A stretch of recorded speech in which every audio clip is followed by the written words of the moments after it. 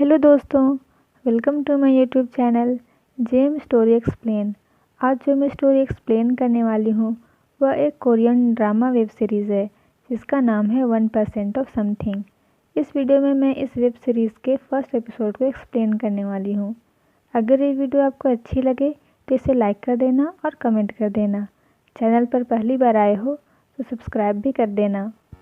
Episode की शुरुआत में दिखाया जाता है इस ड्रामा के लीड एक्टर को, जिसका नाम है लीजेन।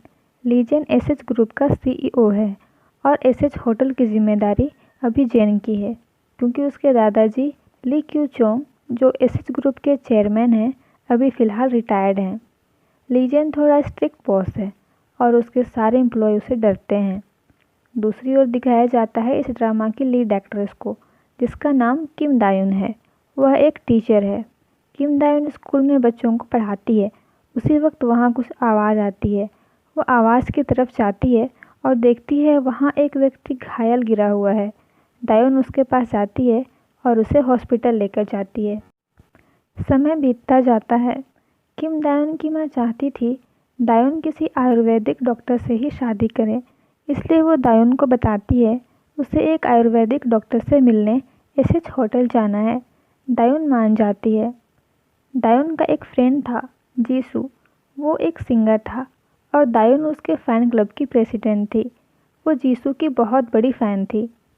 दायुन को अपने बैग से एक एप्पल मिलता है। उस एप्पल को देखकर उसे उस व्यक्ति की याद आती है जिसकी मदद दायुन ने की थी।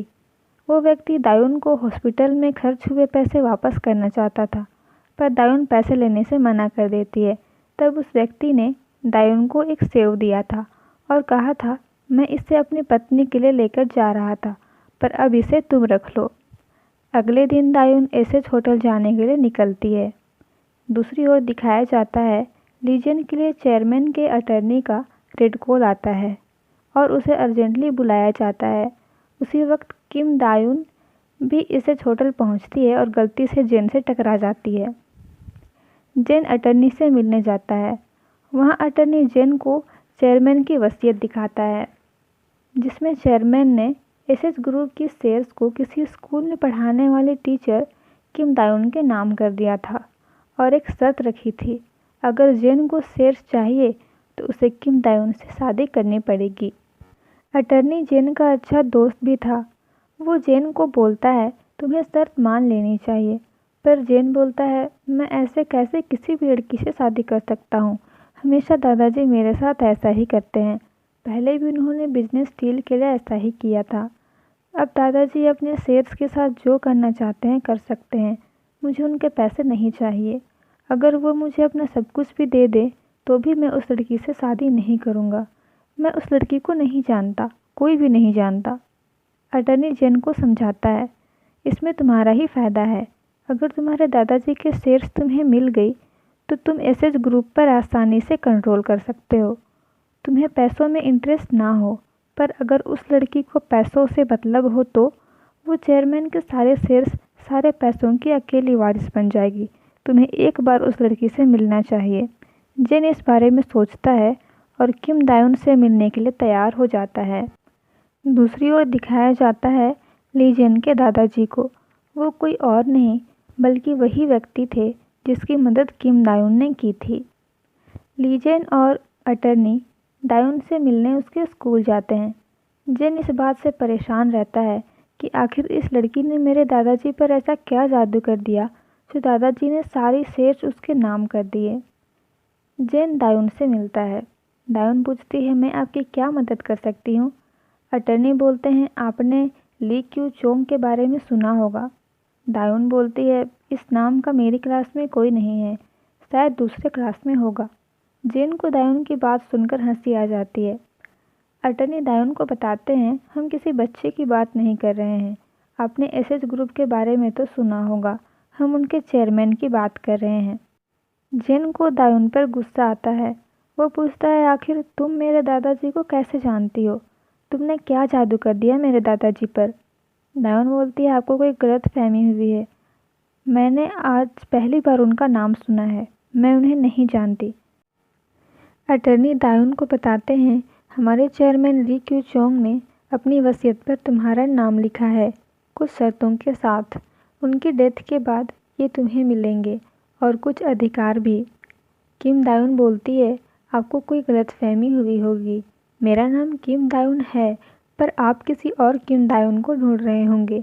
वे दायुन को वसीयत दिखाते हैं। उसमें लिखी सारी डिटेल किम दायुन की ही रहती है। किम दायुन को लगता है वे लोग कोई फ्रॉड हैं, इसलिए वो बोलती है, कौन हो तुम लोग, और वो पुलिस को कॉल लगाती है। उसी वक्त अटर्नी सिचुएशन को संभालते हुए दायुन को अपना आई कार्ड दिखाता है और बोलता है, मैं सच में एसएच ग्रुप का अटर्नी हूँ। चेयरमैन ने अपनी सारी जायदाद आपके नाम कर दिया है। इसी सिलसिले में हम आपसे बात करने आए हैं। दूसरी ओर हम देखते हैं चेयरमैन और एसएच ग्रुप का एम्प्लॉय कायन बातें करते हैं। कायन चेयरमैन से पूछता है, आपने ऐसा क्यों किया? आखिर ऐसा क्या खास है वो लड़की में? चेयरमैन बोलते हैं, मुझे कुछ कर्ज लौटाना है। मुझे पक्का यकीन है यही एक लड़की है जो गुस्सैल जैन को कंट्रोल कर सकती है और उसे जवाब दे सकती है। काश मैं ये सब देख पाता। ऐसा बोलकर वो थोड़ा मुस्कुराते हैं। दायुन को समझ में नहीं आता है ये क्या हो रहा है। कोई भी आकर उसे ये कह रहा है कि उसे एसएच ग्रुप के चेयरमैन ने अपनी वसीयत उसके नाम कर दी है। वो बोलती है, मेरा तुम्हारे इस एसएच ग्रुप से कोई लेना देना नहीं है। अटर्नी दायुन को समझाते हैं, हमें कोई गलतफहमी नहीं हुई है। अगर आपको ये वसीयत चाहिए तो आपको एक शर्त माननी होगी। दायुन बोलती है, आप बार बार कौन से शर्त के बारे में बातें कर रहे हैं? अटर्नी बताते हैं, आपको चेयरमैन के पोते ली जेन से शादी करनी होगी। दायुन शॉक्ड हो जाती है और बोलती है, कहीं ये ली जेन तो नहीं? दायुन शादी से साफ मना कर देती है। वो बोलती है, मैं इस बदतमीज से शादी नहीं कर सकती। अटर्नी जेन से बोलते हैं, मुझे लगता है किम सच में चेयरमैन को नहीं जानती। जेन अटर्नी से बोलता है, तुम किम दायुन के बारे में और डिटेल पता करो। तेहा, जो जेन का कज़न है, वो जेन के एसएच होटल आता है। एसएच मॉल की जिम्मेदारी तेहा की थी। जेन और तेहा के बीच थोड़ी नहीं बनती थी। जेन को दायुन की कुछ डिटेल मिलती है। वो देखता है दायुन किसी फ़ैन क्लब की प्रेसिडेंट है, वो भी इस उम्र में। उसका दिमाग ख़राब हो जाता है। उसे समझ नहीं आता है इस लड़की की पहचान क्या है, कहीं ये फ्रॉड तो नहीं। वो अपने दादाजी को कॉल करता है, पर उसके दादाजी उसका कॉल काट देते हैं।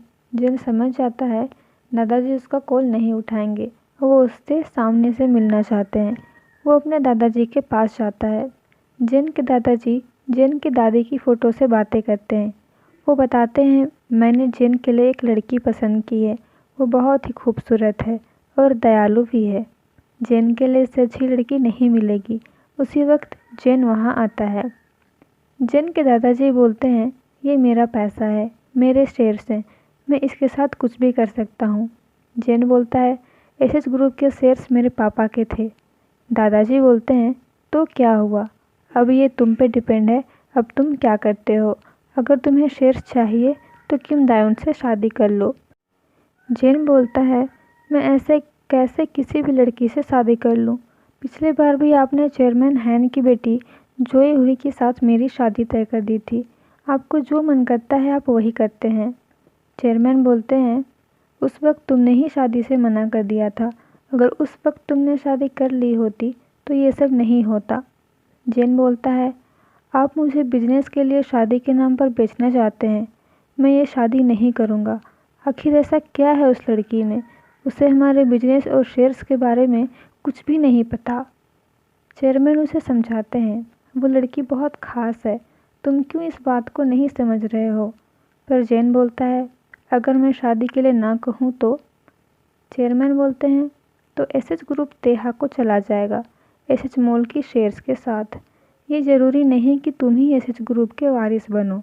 मैंने यहाँ तेहा को भी बुलाया है, मुझे उसकी राय भी लेनी है। जेन अपने दादाजी से कहता है, अच्छा, आप मुझ में और तेहा में कंपेयर कर रहे हैं? ठीक है, हम एक डील करते हैं।